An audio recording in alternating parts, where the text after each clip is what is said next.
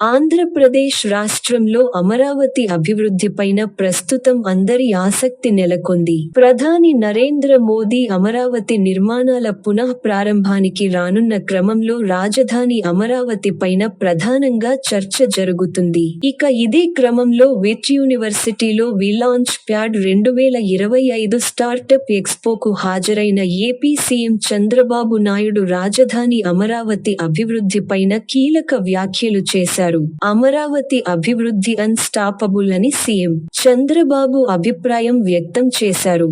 వైజాగ్లో Google centre వస్తుందని, కొత్త ఎయిర్పోర్ట్ నిర్మాణం పూర్తి కానుందని, రాష్ట్రం ప్రగతిపథంలో ముందుకు సాగుతుందన్నారు. ప్రధాని నేతృత్వంలో మేక్ ఇన్ ఇండియా ముందుకు సాగుతుందని చంద్రబాబు తెలిపారు. దేశ అభివృద్ధిలో సాంకేతికత కీలక పాత్ర పోషిస్తుందని, సాంకేతికతలో ఆంధ్రప్రదేశ్ రాష్ట్రం ముందు వరుసలో నిలవాలని, అందుకు తగిన కృషి జరుగుతుందని చంద్రబాబు తెలిపారు.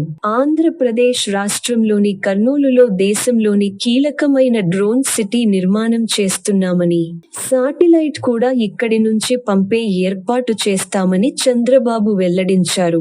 విద్యార్థులందరూ సాంకేతికతను అందిపుచ్చుకోవాలని ఆయన సూచించారు. ల్యాండ్ పూలింగ్ పద్ధతిలో అమరావతికి భూములు సేకరించామని, 29,000 మంది రైతులు అమరావతికి భూములు ఇచ్చారని, వాళ్లు కొందరినైనా దత్తత తీసుకోవాలని చంద్రబాబు ఆకాంక్షించారు.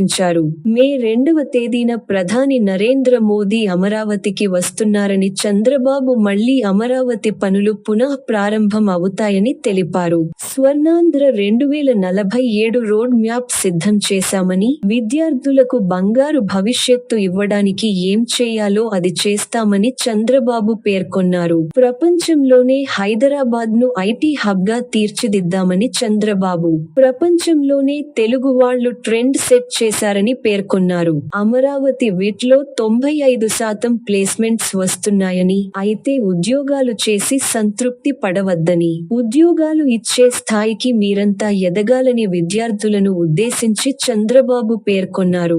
రాష్ట్రంలో 5 చోట్ల రతన్ టాటా ఇన్నోవేటివ్ హబ్లు ఏర్పాటు చేస్తున్నామని తెలిపారు. అంతేకాదు అమరావతిలో క్వాంటమ్ కంప్యూటింగ్ సెంటర్ ఏర్పాటు చేస్తున్నామని తెలిపారు.